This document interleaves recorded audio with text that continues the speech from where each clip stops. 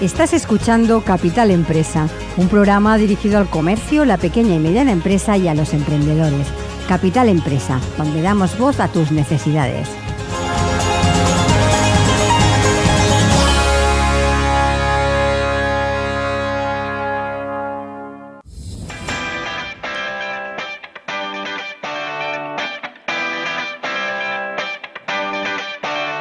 La industria 4.0 está incrementando en los últimos años y está siendo uno de los sectores principales donde se están adoptando tecnologías como realidad aumentada, realidad virtual. Y la formación basada en esta tecnología es una herramienta con gran potencial en entornos industriales. Hablaremos de esto y de otras cuestiones de este Advanced Factory con Xavier Pi. Él es presidente del Grupo de Trabajo de Diagnóstico 4.0 de la Comissió d'Indústria 4.0 de Enginyers de Cataluña. Xavier, buenos días y bienvenido. Hola, buenos días. Xavier, esta mañana habéis hecho en el Congreso una ponencia de las que tú has sido moderador. Cuéntanos un poquito de qué se ha hablado. Bueno, la ponencia que era un ejemplo con dos empresas, una empresa que era proveedora de la tecnología y otra empresa que la utiliza. En este caso era Innovae y Acciona, como empresa que implementa, de todo el tema de lo que sería realidad extendida, ¿no? Y aquí incluimos lo que sería realidad aumentada, realidad mixta, realidad virtual. Lo que hemos podido ver es que el nivel de madurez es un nivel muy alto. Es decir, hemos visto ya aplicaciones prácticas que nos han enseñado la aplicación de esas tecnologías. ¿Cuáles son las, en este caso, para hablar un poquito de estas, usarlas de ejemplo, ¿no? ¿Cuáles son las principales ventajas que nos ofrece este tipo de tecnologías a la industria? En principio se plantean ejemplos como todo lo relacionado con la formación, pero se ha mencionado y se ha tratado toda la parte de gestión del conocimiento tácito. O sea, hay dos tipos de conocimiento: el conocimiento, digamos, explícito, ¿no?, el que se codifica, y luego el conocimiento tácito, que es el más difícil de gestionar y es en el que se concentra muchas veces la mayor parte de valor. Ese conocimiento tácito, que no se puede, digamos, codificar, este tipo de herramientas permiten una gestión muy, muy directa. Por ejemplo, a la hora de realizar un mantenimiento en un equipo en remoto, pues el profesional que está, digamos, operando no tiene que ser, o sea, en un profesional 3.0, pues es un profesional que conoce unas marcas y unos modelos concretos. Si te falla esta persona o este perfil, ya todo se queda bloqueado. En una idea 4.0, pues tienes un perfil profesional polivalente con unas buenas bases, un buen profesional, formación profesional o un ingeniero, que luego a través de estas tecnologías puede ir incorporando este conocimiento, digamos, en tiempo real prácticamente. Es un conocimiento tácito que se puede gestionar en remoto. Y si hablamos un poco más en general, ¿no?, ¿cómo está siendo la adopción en las industrias de toda esta nueva tecnología que encontramos en el mercado? Bueno, estas tecnologías de realidad extendida ya hace años, ¿no?, que están, cada vez se van implantando más, y allí tenemos un vector, es decir, en la práctica, todo lo que sería aumentar la realidad, pues ya tenemos una base que serían, pues, las videoconferencias, ¿no? Es decir, utilizando un WhatsApp es bastante habitual que un técnico pues pueda hacer una operación remota asistida con una herramienta que es común y cotidiana. Pero aquí estamos hablando de un paso más, con unas herramientas más integradas que permitan, pues, tener las manos libres, que permitan tener un nivel de visualización mucho más sofisticado, y ahí pues tenemos este tipo de entornos de realidad, digamos, extendida, ¿no? ¿Qué importancia tienen eventos como el que nos encontramos, como el Advanced Factory, para todas estas industrias del sector? Bueno, es muy importante. Este tipo de eventos son un poco la fiesta del sector, es el punto de encuentro. Tiene una dimensión social y tiene una dimensión, pues, evidentemente, de intercambio de conocimiento, ¿no? Pero el contacto, el cara a cara, el face to face, este punto de encuentro es imprescindible, es muy, muy importante. Además, todo el mundo nos destaca la importancia del binomio de juntar la parte expositiva con la parte del congreso, ¿no? Porque el visitante es un visitante muy profesional y ve las soluciones en la expositiva, y cómo se usan las ven en el congreso, ¿no? Y que esto es una parte muy importante. Sí, yo incluso destacaría que son presentaciones en las que hay un contenido, más allá de la intención comercial, pues hay un contenido de la aplicación real, práctico, y hay una transmisión de conocimiento, y está muy bien que cada uno pues hable de su libro, pero con una vocación.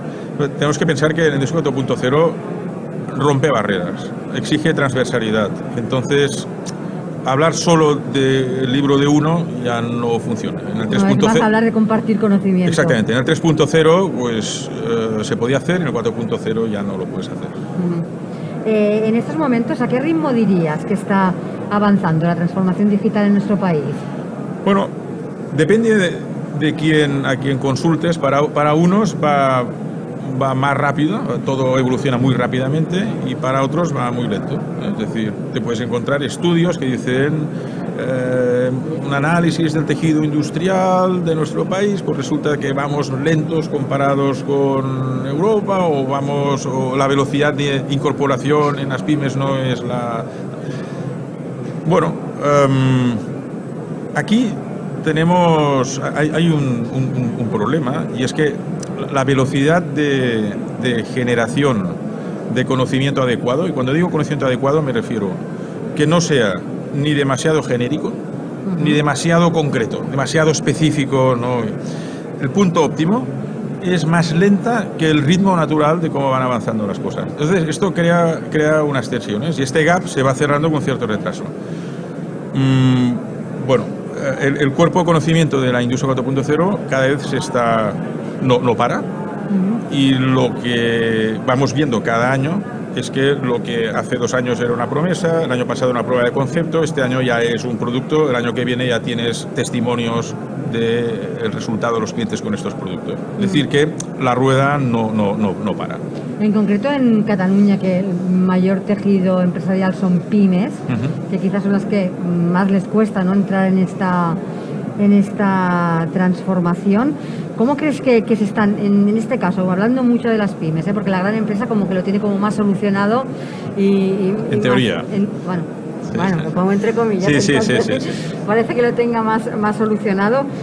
¿Cómo la pyme se está incorporando? Porque además tenemos que pensar que con este parón que hemos tenido, con esta pandemia que nos ha puesto enfrente, ¿no?, las necesidades de golpe además que tenían las empresas, parece que han tenido un impulso, ¿no?, a la hora de digitalizar. ¿Esto lo estáis viendo así? Sí.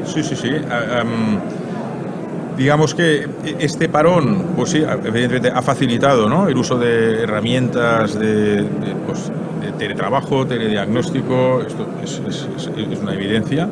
Y luego ha tenido un impacto cultural, es decir, no sé, antes de la pandemia, ¿no?, o sea, unos 3 años, la cultura de la reunión virtual, la videoconferencia, no está tan extendida. Y bueno, era bastante habitual que se montaba una reunión, siempre había alguien que le fallaba el micro, tenía problemas o no se conectaba. En cambio ahora es todo lo contrario, es decir, es raro encontrar a alguien que tenga problemas de conexión. Las comunicaciones funcionan de una forma bastante fiables, es decir, a veces a alguien se le corta la conexión, pero bueno, enseguida recupera. Y luego también, pues que ves cambios de hábitos. Por ejemplo, la gente es muy puntual. Es decir, cuando montas una reunión, un Meet, a la que pasa 1 minuto ya empieza gente más nerviosa a llamar o enviar WhatsApp a ver qué pasa, ¿no? En cambio, en el presencial pues había un margen como más laxo, ¿no? Esto sería un poco una anécdota.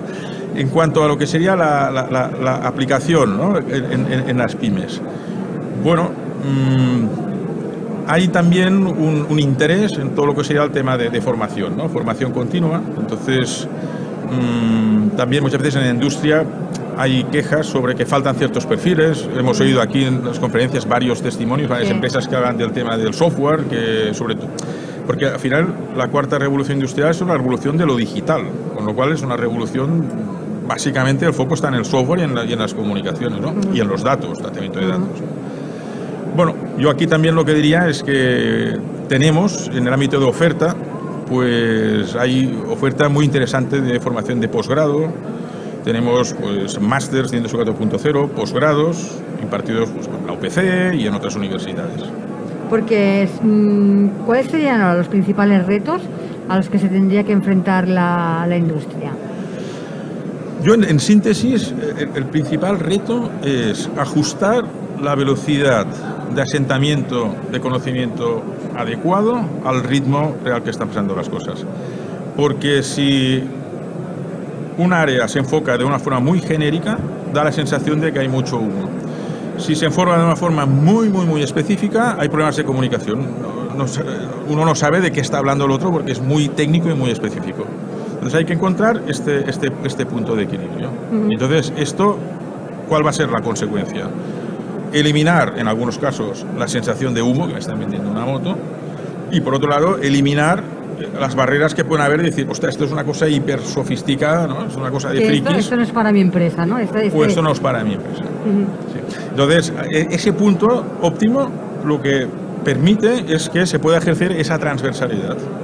Pero esto lo estamos viendo en muchos ámbitos, ¿eh? Y bueno, no sé, tampoco me quería extender demasiado, pero cuando hay revoluciones industriales se observa que van acompañadas de movimientos de do it yourself. Esto pasó en la segunda revolución, a principios del siglo XX, pues apareció en la revista Popular Mechanics, el juego Mecano también apareció a principios del siglo XX. En la tercera revolución, bueno, ¿quién no recuerda, los que tenemos una edad, los kioscos llenos de revistas de informática? Y uno podía pensar de que, o sea, la mitad de la población es informática, porque tenías la PC o el PC Magazine, el kiosco estaba lleno de CD-ROMs, ¿no?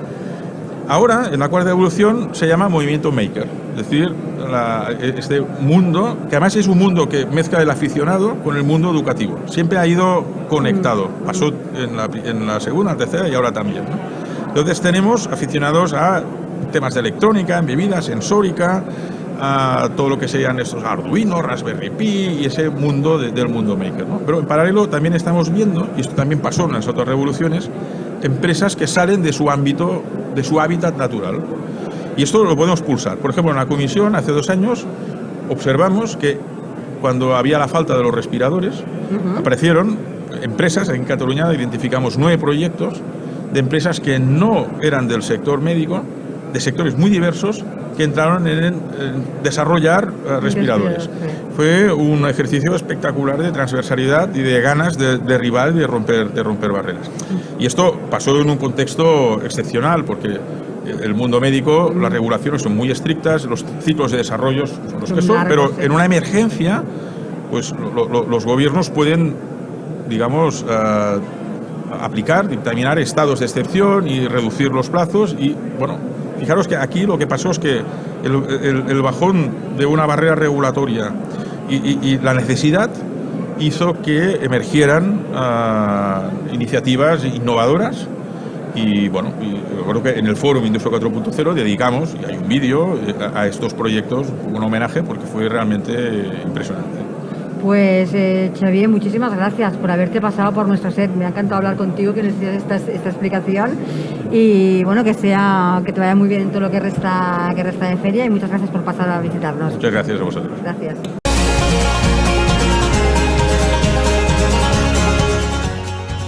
Estás escuchando Capital Empresa, un programa dirigido al comercio, la pequeña y mediana empresa y a los emprendedores. Capital Empresa, donde damos voz a tus necesidades.